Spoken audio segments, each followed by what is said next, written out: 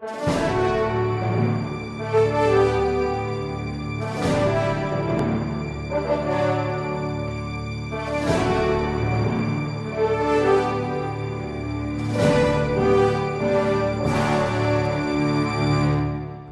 boa tarde a todos. Retomamos então os nossos estudos a respeito das raízes da teologia da libertação, aquilo que seria a influência do marxismo cultural, do pensamento revolucionário dentro da igreja. No dia de ontem, nós falamos a respeito do Sr. Antônio Gramsci. Hoje gostaríamos de dar um passo a mais e dedicar as palestras de hoje a um grupo bastante influente de pensadores que é popularmente conhecido como a Escola de Frankfurt. O que é a Escola de Frankfurt? Bom, vamos começar historiando a coisa, não é? Vocês se lembram, para fazer o link com o que nós dissemos no dia de ontem, vocês se lembram que a Primeira Guerra Mundial significou uma crise teórica para o marxismo. Por quê? Porque a Primeira Guerra Mundial, os marxistas esperavam que os trabalhadores se unissem contra os seus opressores. Acontece que os trabalhadores, horror dos horrores, começaram a pegar nas armas para agir uns contra os outros, não é? A Primeira Guerra Mundial significou uma crise teórica para o marxismo. Os trabalhadores deveriam se unir contra os seus opressores e, horror dos horrores, os trabalhadores pegaram nas armas para matar uns aos outros. Então, a grande pergunta era esta: quem alienou? Quem foi que alienou desta forma os trabalhadores? Primeiro, vamos entender aqui o conceito de alienação. Alios, ou seja, é uma outra pessoa. Ou seja, alienar é dar aquilo que é meu para um outro. Então, uma pessoa alienada, não é? Na linguagem marxista, é a pessoa que renunciou aos seus direitos de classe, renunciou aos seus direitos próprios para dar esses direitos a uma outra classe. Então, o trabalhador, não é? Aliena os seus direitos, os direitos que ele adquire com os seus trabalhos, quando, por exemplo, ele sustenta um gordo capitalista com o seu trabalho. Quando ele para de lutar pelos seus direitos de classe, ele está alienado porque ele está servindo a uma outra classe e assim por diante. Então, quem foi que alienou o trabalhador, o proletário? Quem foi que alienou o pobre, na linguagem nossa, para que ele parasse de lutar?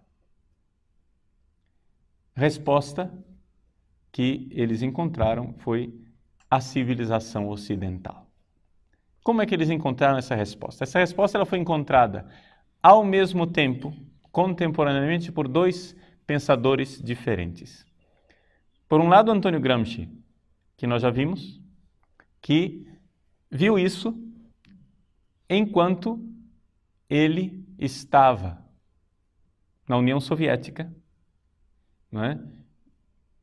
Na transição de Lenin para Stalin, ele se deu conta de que havia alguma coisa errada e que a teoria marxista pura e simples não iria funcionar. Era necessário que se colocasse aqui a questão de uma batalha cultural, não é? Ou seja, era necessário que primeiro mudasse a cultura do Ocidente para que se implantasse uma sociedade socialista.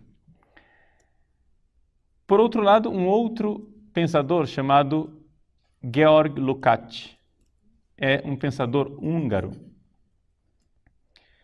Esse pensador húngaro também chegou à mesma conclusão de Gramsci, Só que ele se reuniu com um rapazinho rico, não é? Que o pai dele tinha uma empresa, Felix Weil. Esse rapaz, Felix Weil, tinha bastante dinheiro e ele achava que a melhor coisa que ele poderia fazer com o dinheiro do seu pai era usar o dinheiro do seu pai para destruir o dinheiro do seu pai, ou seja, destruir o capitalismo. Então, ele pegou o dinheiro e fundou um instituto. Esse instituto inicialmente se chamava Instituto Marx Engels, relativo ao mesmo instituto, o instituto homônimo que havia em Moscou. Mas eles começaram a ver que dava muito na cara esse nome, então criaram um nome mais neutro, que é Instituto para Pesquisa Social, né? Sozialforschung em alemão. E tinha como sede a cidade de Frankfurt. Então, este instituto, né, que nasceu de uma reunião em 1923, onde Felix Weil, Georg Lukács e outros marxistas se reuniram, resolveram criar este instituto com o dinheiro do Felix Weil e de outros doadores, para, então, a partir desse instituto, estudar a civilização. Vejam só a finalidade. Estudar a civilização ocidental e destruí-la. Ou seja, o grande desafio da Escola de Frankfurt é esse: quem nos livrará da civilização ocidental? Quem irá nos livrar desta poção mágica, mortífera e pestilenta que é a civilização ocidental? Então, eles se puseram a estudar. Os pensadores principais desta escola, pelo menos os mais conhecidos, né?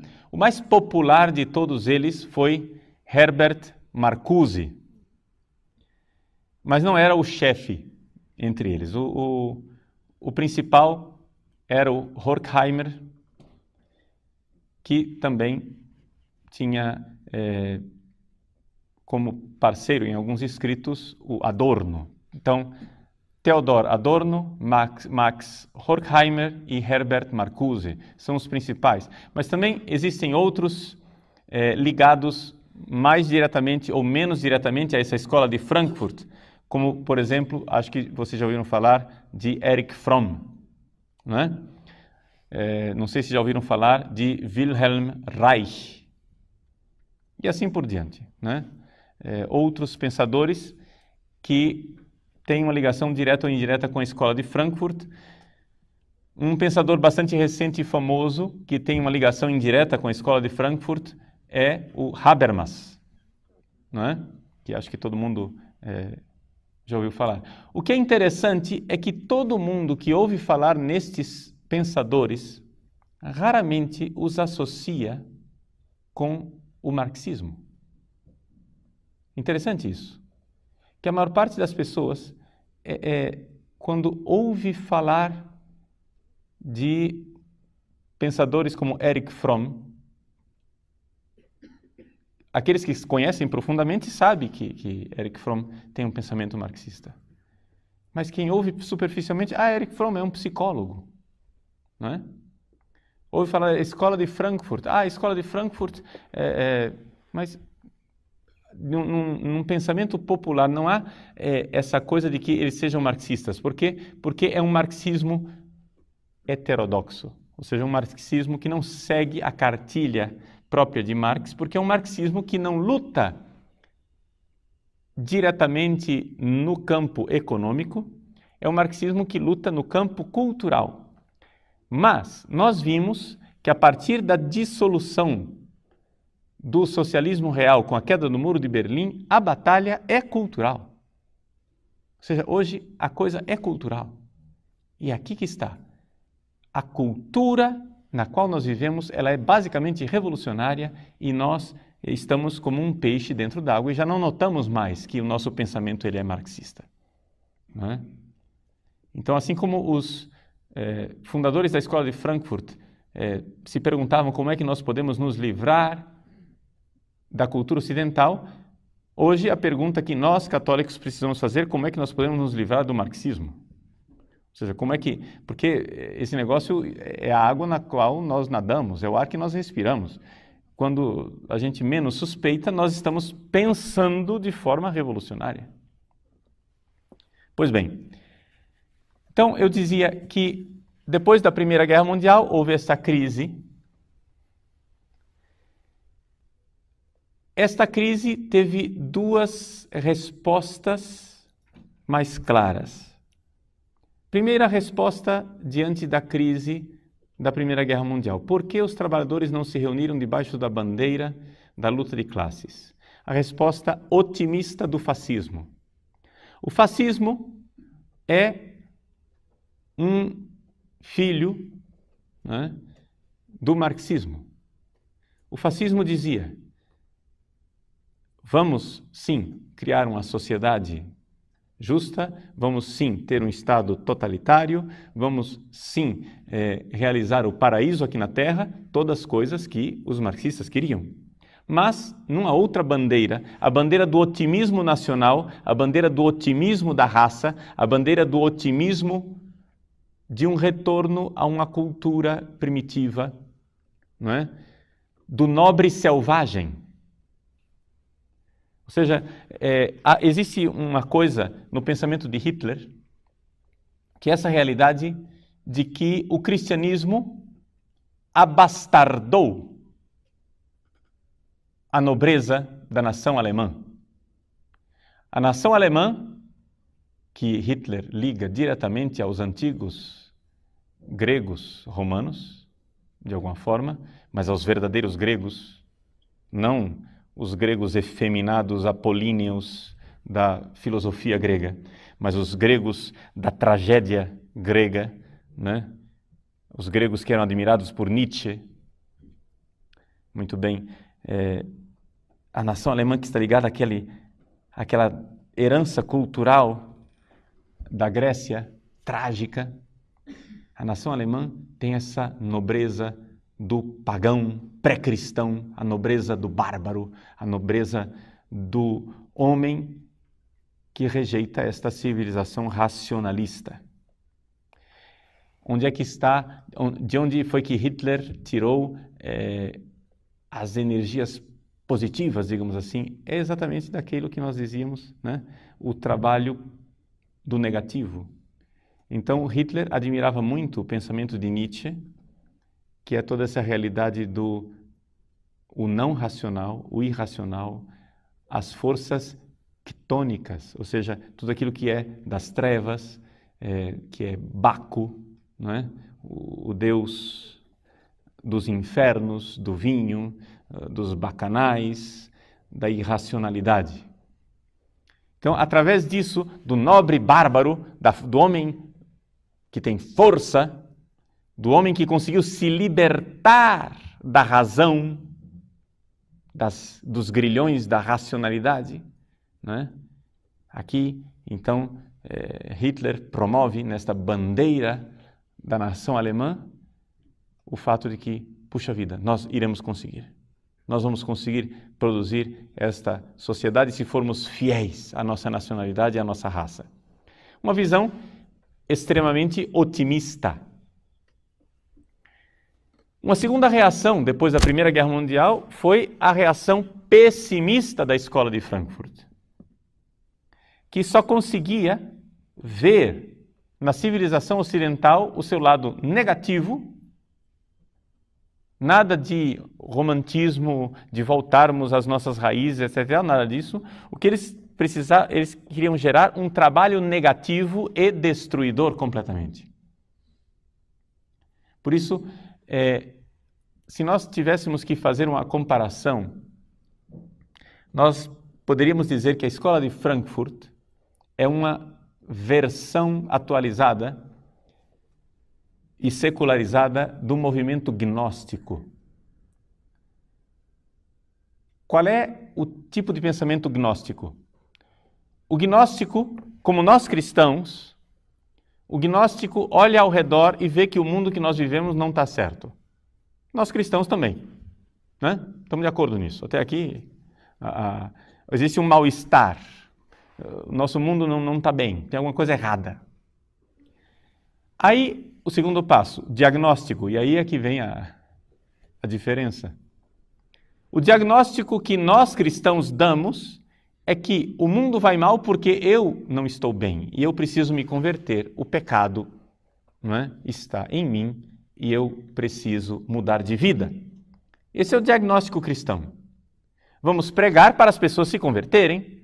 Quando cada um se der conta que vive no pecado, nós teremos um mundo melhor. Não vamos ter paraíso aqui na Terra, mas pelo menos a gente vai ter um mundo melhorzinho.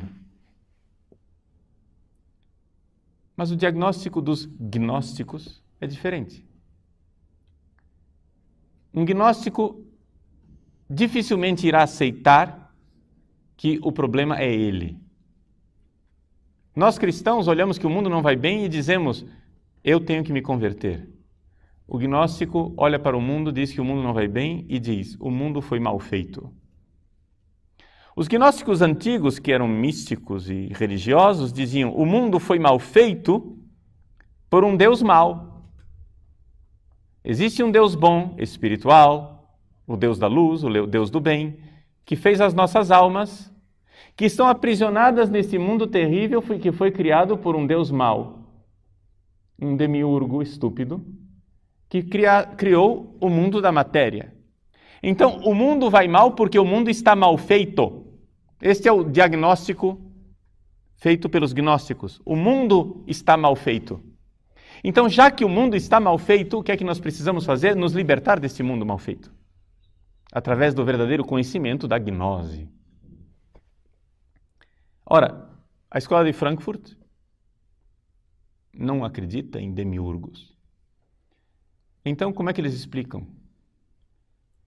O mundo vai mal porque existe um sistema.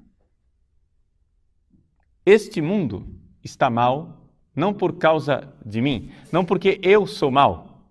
Não. O mundo vai mal não porque eu preciso me converter. O mundo vai mal porque ele está estruturado de forma má. Existe um sistema que precisa cair. Este sistema é a cultura ocidental. A cultura ocidental é que faz com que este mundo seja mal. Nós precisamos fazer com que ela caia. Se a cultura ocidental cair, vier abaixo, teremos um mundo melhor. Então, a força que a escola de Frankfurt faz é uma força de desconstruir o mundo atual. Não é?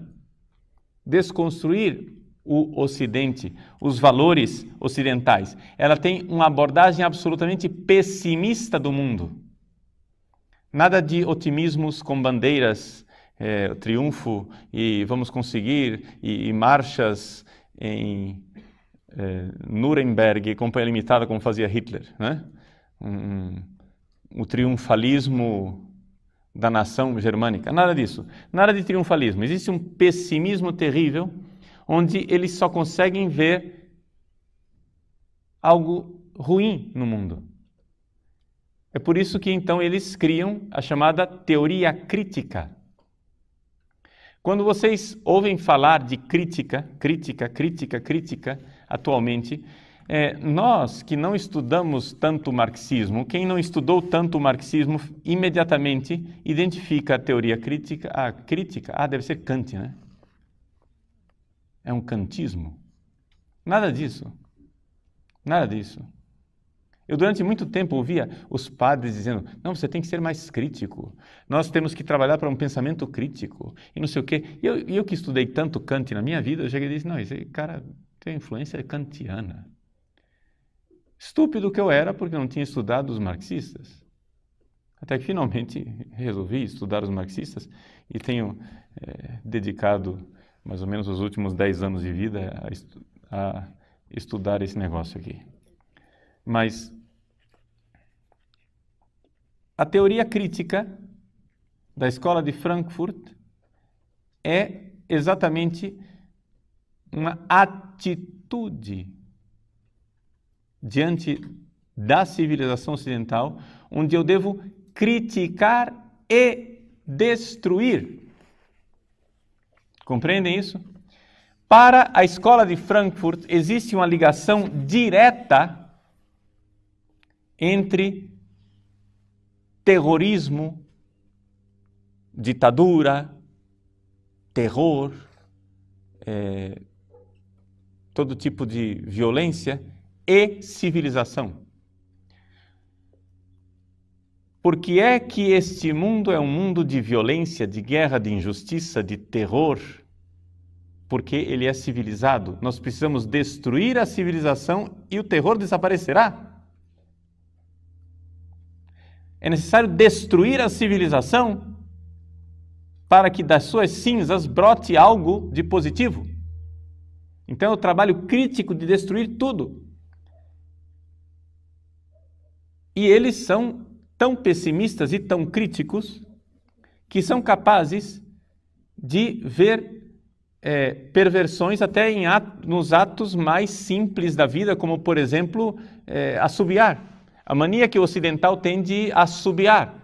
Para adorno, por exemplo, quando eu saio assobiando pela rua, o que eu estou fazendo é a minha mentalidade ocidental, ditatorial, que faz com que eu queira dominar a melodia. É o domínio sobre a música. É uma mentalidade doente. Então, compreendem que são homens hipercríticos, pessimistas, que têm uma atitude negativa diante do mundo. O mundo está mal feito, a civilização está mal feita, precisamos destruí-la. Aí você vem e diz, tudo bem, a problemática está bonita, e cadê a solucionática? Não é? Não tem solucionática. Existe somente uma pars destruens. Entendeu? A parte que destrói. O que virá depois brotará automaticamente. Mas isso é típico do marxismo, hein? Por quê? Porque do marxismo, nós vimos ontem, existe esta convicção do poder criativo do mal, do poder criativo do negativo. Destrua e brotará a ordem. Entende? Faça o mal e surgirá o bem. Para qualquer pessoa que ouve um negócio desse, diz: esses caras são loucos. Mas é a demência de quem se recusa a aceitar Deus, a aceitar a verdade, a aceitar as coisas. A coisa realmente é como ela parece ser, é demência. Bom, então vamos ver de forma mais sistemática o que é que nos diz a escola de Frankfurt. Max Horkheimer e Theodor Adorno escreveram um livro chamado A Personalidade Autoritária. Esse livro é importante. A personalidade autoritária, eles fizeram um livro onde eles descrevem que existe uma íntima ligação entre o capitalismo e a sociedade ocidental e o fascismo. Vejam, aqui é que está a alquimia da escola de Frankfurt. Eles conseguiram, por um contorcionismo lógico, um revisionismo histórico, uma série de trapaças intelectuais, eles conseguiram convencer as pessoas que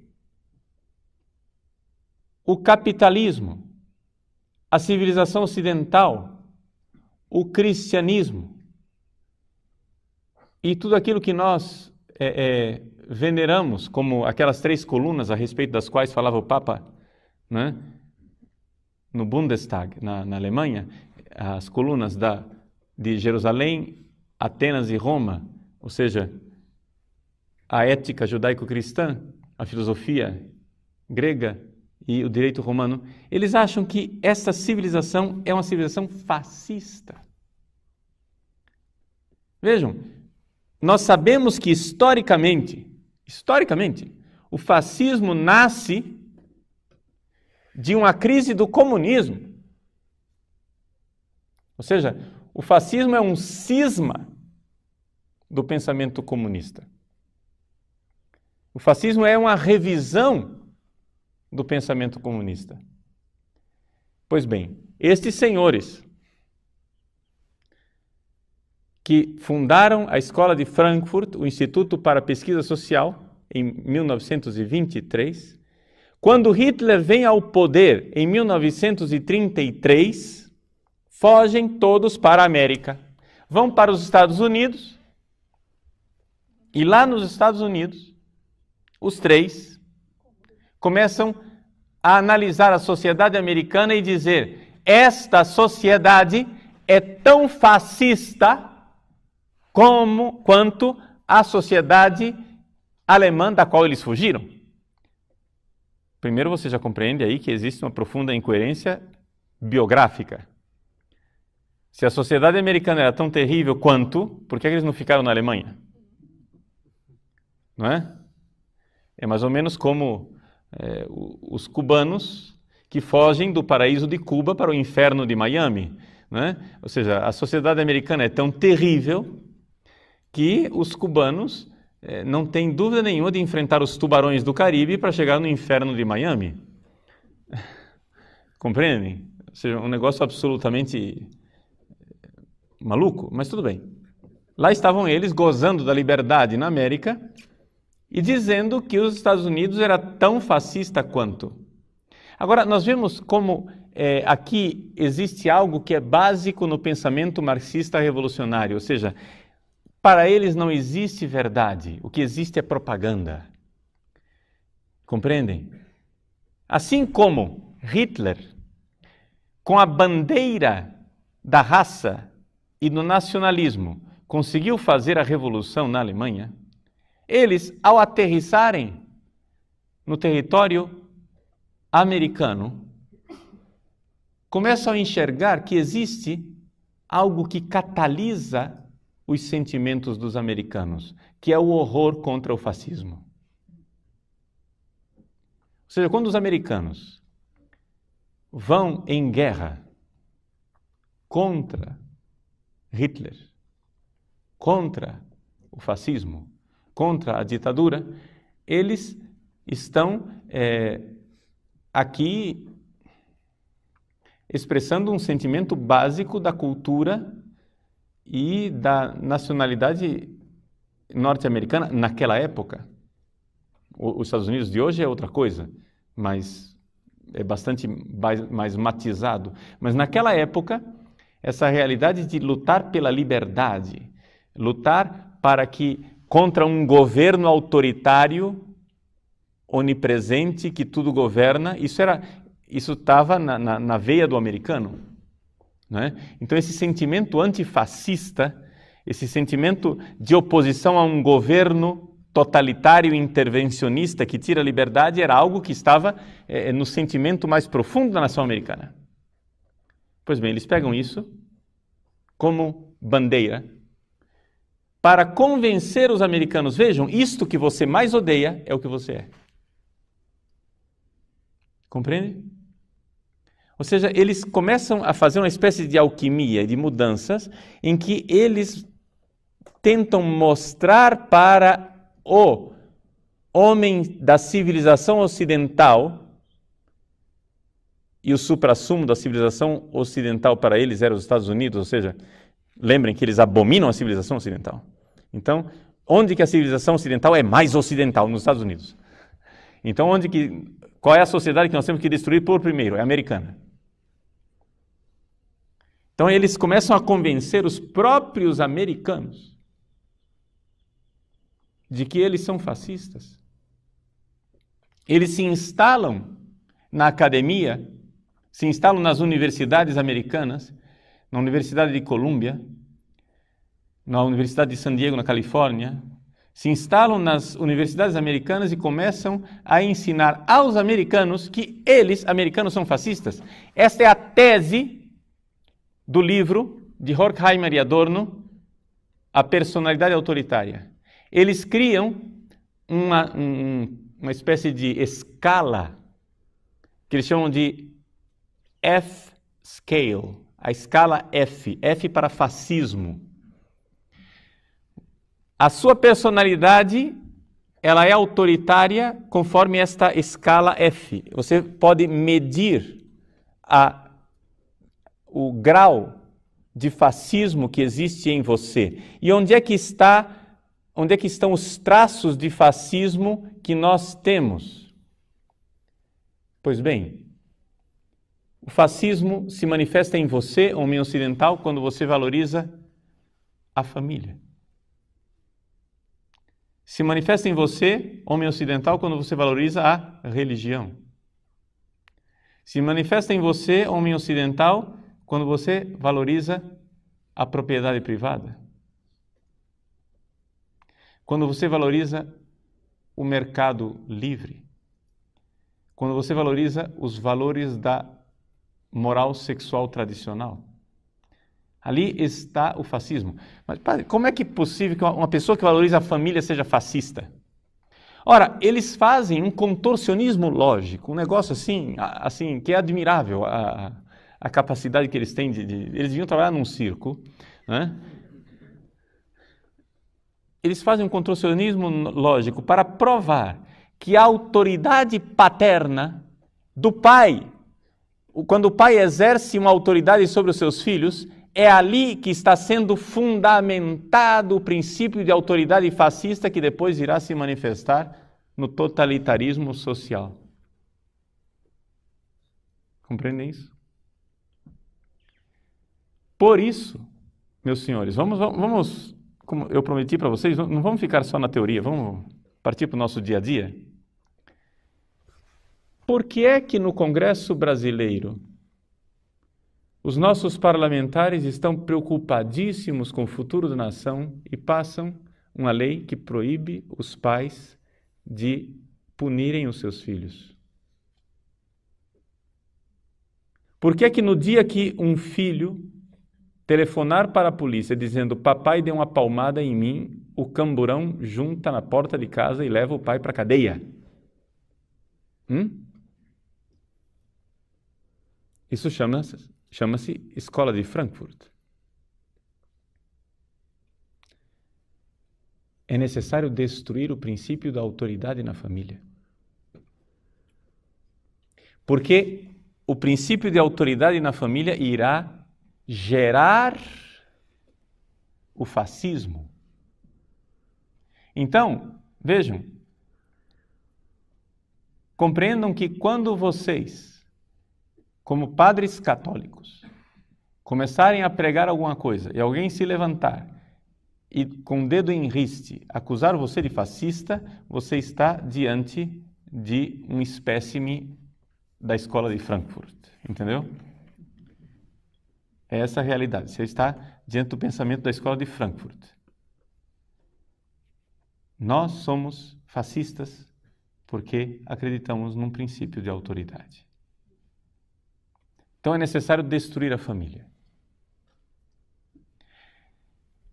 É necessário, então, analisar profundamente esta sociedade ocidental e ver que este fascismo, esse princípio da personalidade autoritária, está ligado intimamente à moral judaico-cristã.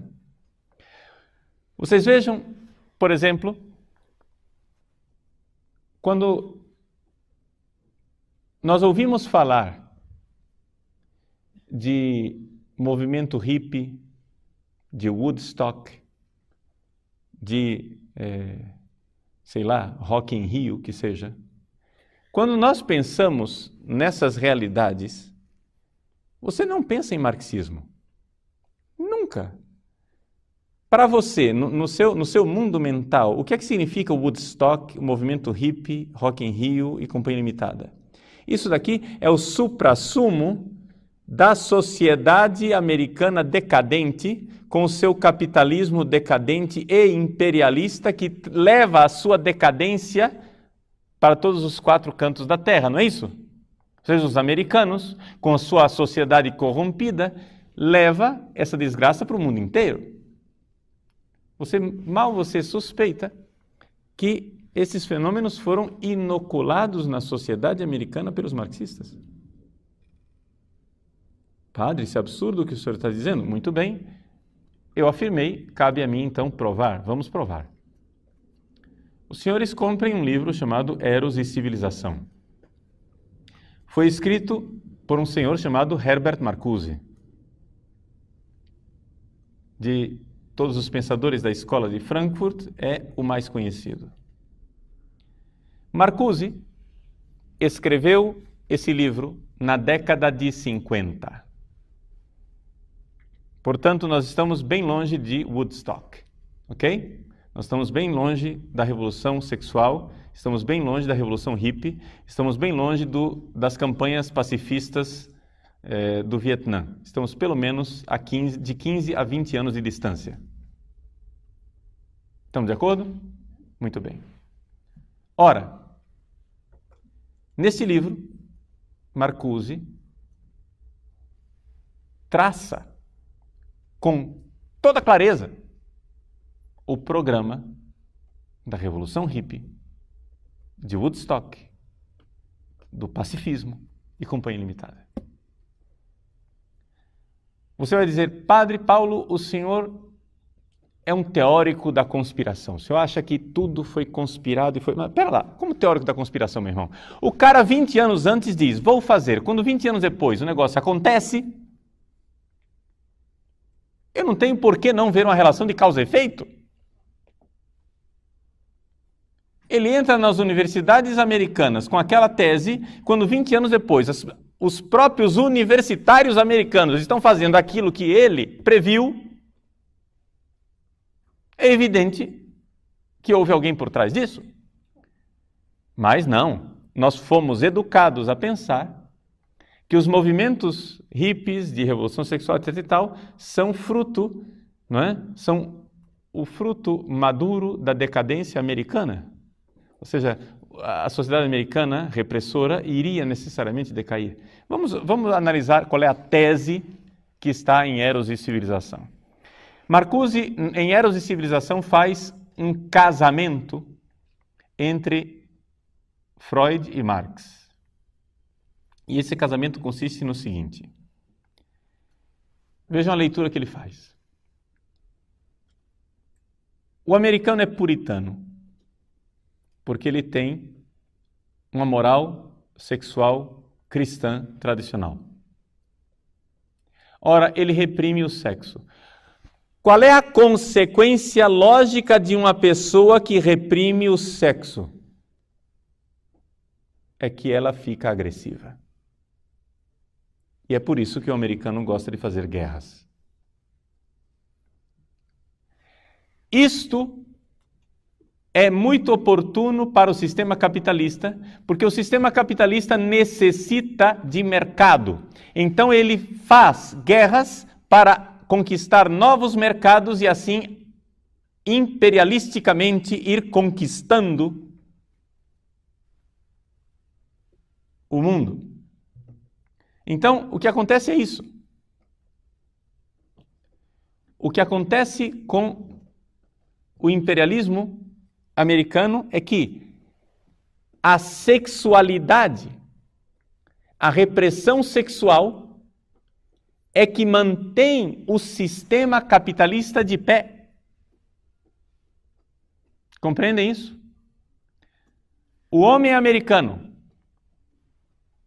o homem heterossexual, de casamento monogâmico, de moral cristã tradicional, ele está reprimindo a sua sexualidade. Ele gostaria de fazer sexo, ele gostaria de sexo livre, ele gostaria de fazer muita coisa, mas o sistema opressor, a cultura ocidental o reprime com a ética judaico-cristã. A ética judaico-cristã ela é castradora, ela castra a pessoa vira uma panela de pressão e então porque ela não exerce a sexualidade, ela se torna agressiva. E ao se tornar agressiva, ela faz guerra. E ao fazer guerra, ela conquista novos mercados. E ao conquistar novos mercados, ela mantém o capitalismo de pé. E, por isso, atrasa a implantação da sociedade perfeita, maravilhosa, que nós, marxistas, queremos implantar nesse mundo. Portanto, existe uma relação direta de causa e efeito. Nós precisamos, então, fazer com que esse homem ocidental, puritano e reprimido, faça sexo. Surge, então, o lema de Marcuse: faça amor, não faça sexo. Não faça guerra, perdão. Surge o lema de Marcuse: faça amor, não faça guerra. Vocês já ouviram a palavra paz e amor, bicho? Paz e amor, bicho, quer dizer isso. Amor é sexo. Sexo livre. Revolução sexual. Transe. E não faça guerra. Paz. Então a revolução hippie é fruto direto do pensamento de Marcuse, que convenceu Marcuse e toda uma caterva de gente que o ajudou a fazer isso, né? Porque é evidente que ele não fez isso sozinho. Mas brota do pensamento dele que é necessário que os jovens americanos façam sexo. E ao fazer sexo, eles vão então se tornar pacifistas e não vão querer fazer guerra. E cairá o sistema americano. Cairá o sistema capitalista. Aplicando a nossa vida, que parece muito distante, década de 70, não sei lá o quê. Os senhores compreendem por que é que os marxistas dentro da igreja precisam desesperadamente que vocês não vivam o celibato? Entendem? Por que é que esses caras não nos deixam em paz para viver o celibato que nós queremos viver? Meu irmão, você quer casar? Seja feliz. Você quer transar? Seja feliz. Entende? Você é heterossexual e quer ter 10 mulheres, que as tenha. Você é homossexual e quer ter uma vida devassa, que a tenha. Mas me deixe em paz vivendo o meu celibato. O que é que você tem que se meter comigo? Entende? O cara é louco, pagão, não crê na moral cristã, não está nem aí. Mas quem é que está te impedindo de ser devasso e maluco? Seja. Me deixe em paz na minha igreja, eu quero ser casto, boa noite. Mas não. Eles fazem toda uma pândega, eles fazem uma arruaça em cima do celibato sacerdotal, para mostrar que o celibato tem que estar a ferro e fogo, o celibato tem que estar ligado a alguma espécie de patologia. Então eles querem convencer-nos de que o celibato não é bom, para que nós paremos de viver o celibato e vivamos uma vida devassa. Por quê? Porque eles acham que no momento em que você parar de viver o celibato, você deixará de sustentar o imperialismo romano. Romano. No caso nosso de igreja, o imperialismo romano. Não americano. Claro que é o mesmo sistema. Entende? Eles identificam a opressão romana, católica, etc., etc., com o mesmo sistema americano. Mas nós, católicos, não é? Temos um sistema espiritual dentro da religião, que é, digamos assim, o paralelo do sistema econômico americano. Assim como o sistema econômico americano vive de imperialismo, o sistema espiritual romano vive de imperialismo também. O sistema romano vive de oprimir os povos e romanizá-los, onde, então, por interesses pérfidos, não é? O Papa e a sua caterva de padres conservadores, vive para oprimir os povos e impor a eles uma ortodoxia doutrinal. E esta guerra que os padres fazem, querendo impor ortodoxia doutrinal, está diretamente ligada com a repressão sexual do celibato. Faça cair o celibato e você faz cair a ortodoxia doutrinal.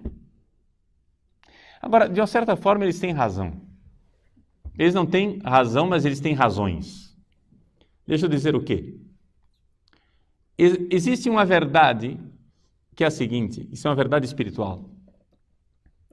Se você não vive como pensa, vai terminar pensando como vive.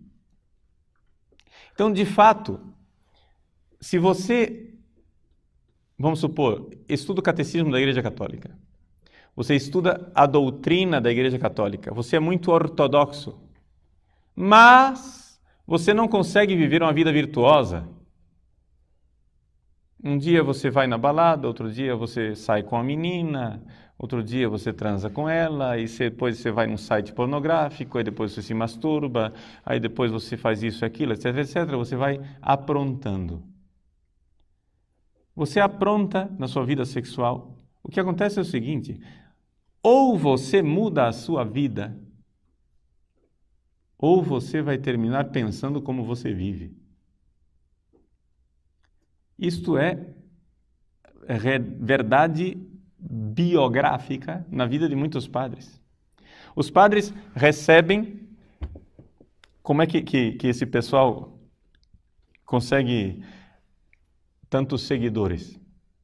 É assim. O movimento de esquerda dentro da Igreja Católica vive de parasitar as vocações alheias.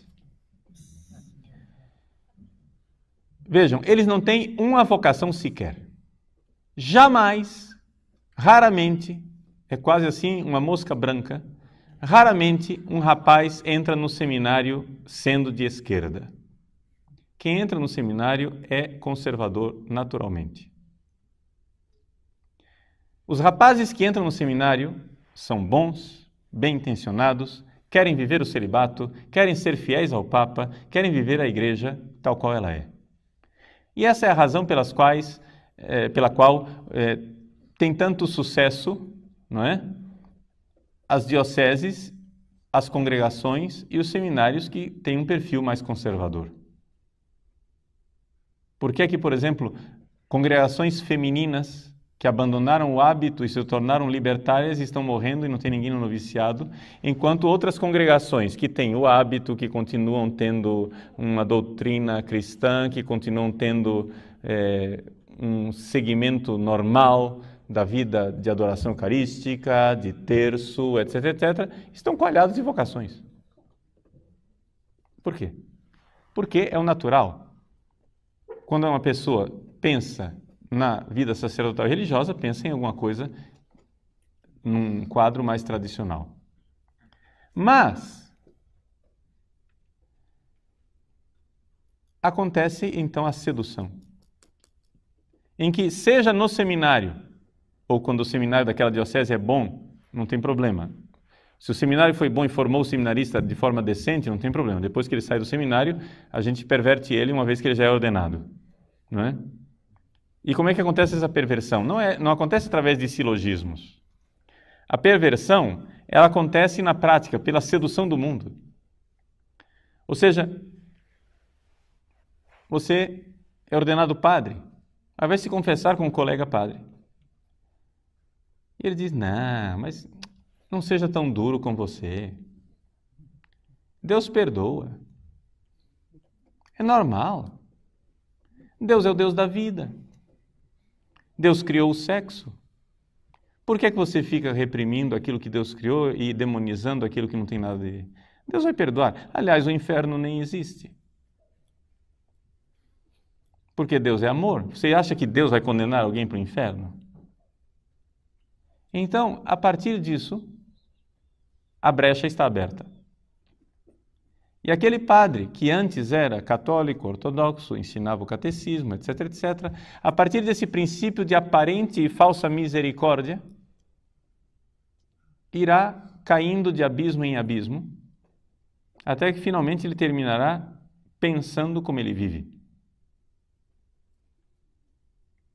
Então vejam que a escola de Frankfurt, ela não tem razão, mas ela tem razões, ou seja, de fato existe alguma coisa, existe algo, existe uma ligação entre a sexualidade, a vida moral e o pensamento, o que eles chamam de ideologia, que para nós é a doutrina da fé. Existe uma ligação.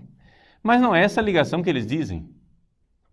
Não é uma ligação de causa e efeito, no sentido de que porque eu reprimo a minha sexualidade, então eu sou ortodoxo.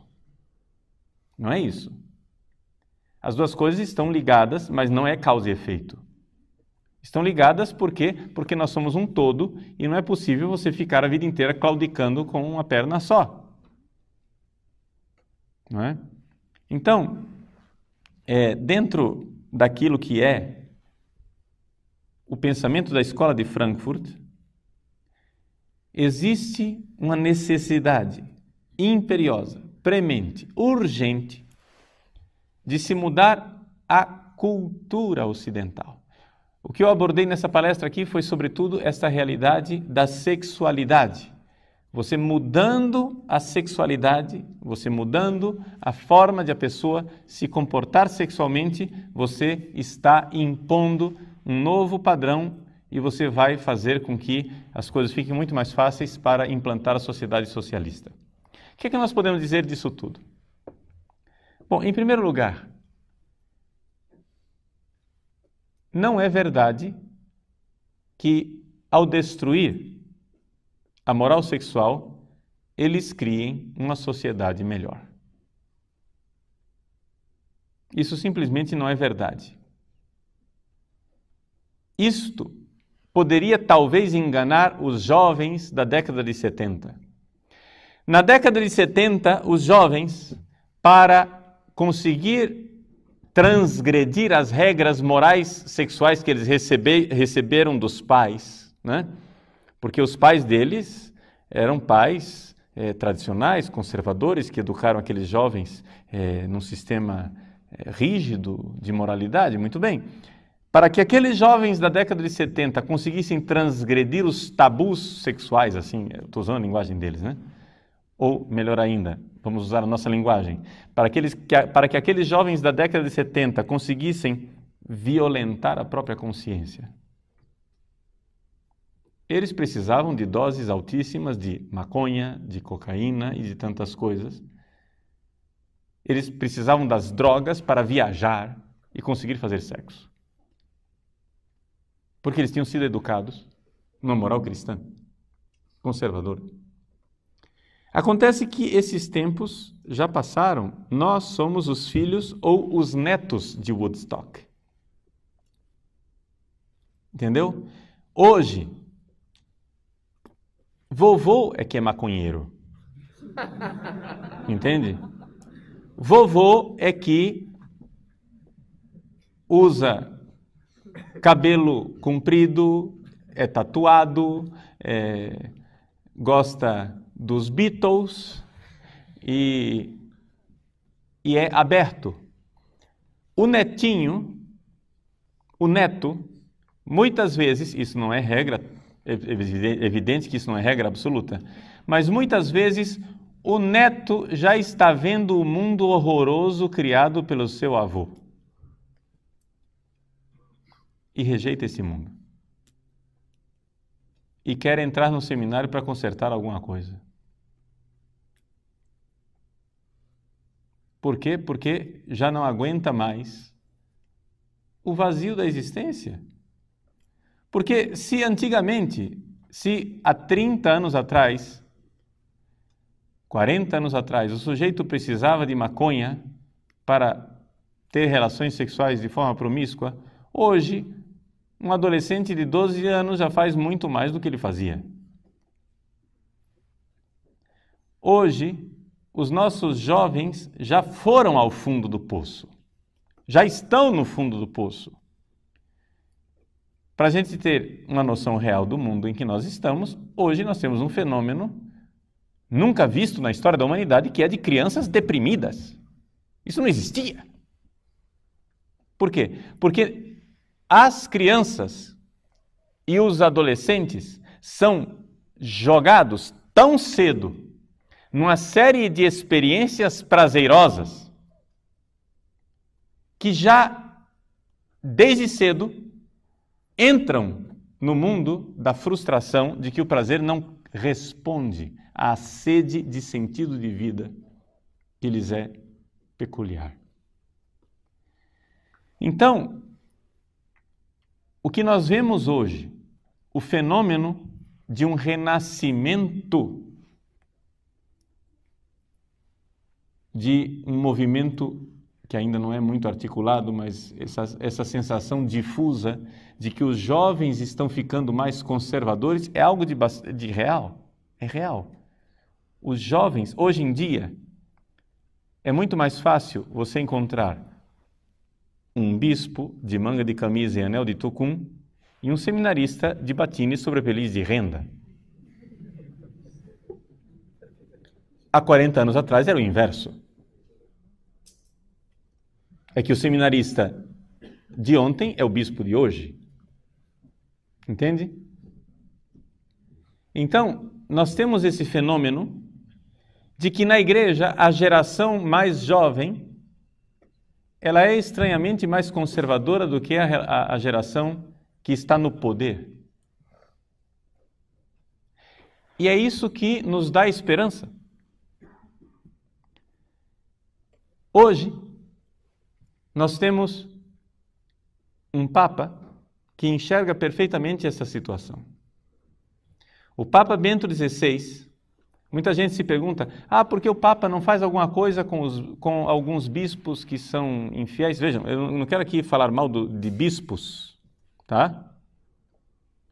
Porque não é isso, não vou aqui condenar os bispos em geral, colocar todos num saco só e condená-los. Não, existem bispos bons, muito bons. Não é? Agora acontece que existem também alguns bispos que não honram a camisa, né? Que não honram a cátedra que lhes foi dada. Isso infelizmente existe. Muito bem, por que o Papa não faz nada? Por uma razão muito simples. Ele sabe muito bem que as pessoas não se movem por decreto. E que não adianta ele ficar lutando agora com toda uma geração que está ali no meio, atrapalhando as coisas. O que é que o Papa está fazendo? Está passando por cima da cabeça de uma geração inteira e aterrissando nos jovens. E está fazendo isso através da internet.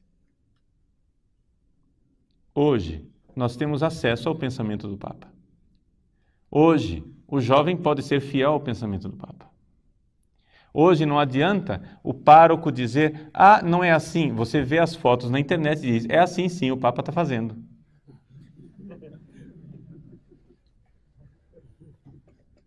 Entende?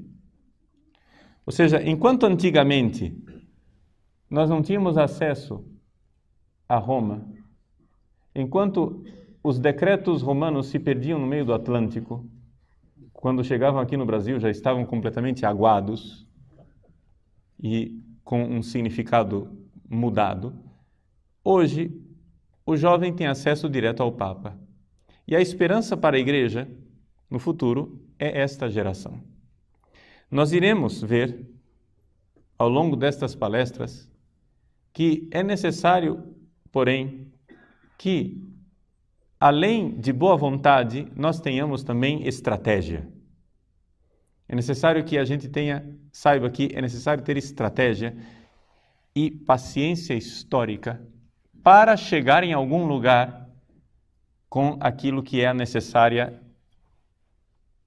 entendam bem a palavra, reforma da igreja. Ou seja, a igreja precisa voltar às suas fontes, precisa voltar à sua identidade verdadeira, precisa compreender que nós estamos infiltrados por uma série de mentalidades e estamos no meio de uma batalha cultural terrível. Vocês estão vendo claramente de onde vem a mentalidade que nós vivemos dentro da igreja?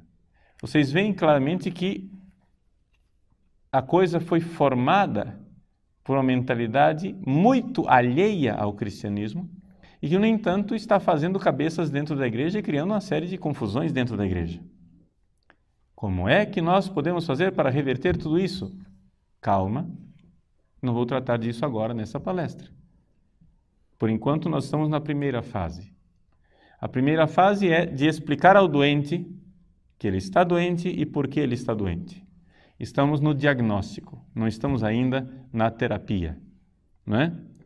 Estamos no diagnóstico vendo como é que, sem perceber, nós somos, sim, gramscianos e somos, sim, frankfurtianos, de alguma forma inconsciente. E que essa realidade está dentro da igreja e está criando uma doença generalizada. Por quê? Porque estamos sendo sabotados por um pensamento alheio ao cristianismo. Essa é a ideia fundamental que eu estou transmitindo para vocês, né, nessas primeiras palestras. Depois do diagnóstico, quem sabe, né, conseguiremos traçar o caminho de uma terapia para essa doença e assim sair do abismo no qual nós nos precipitamos.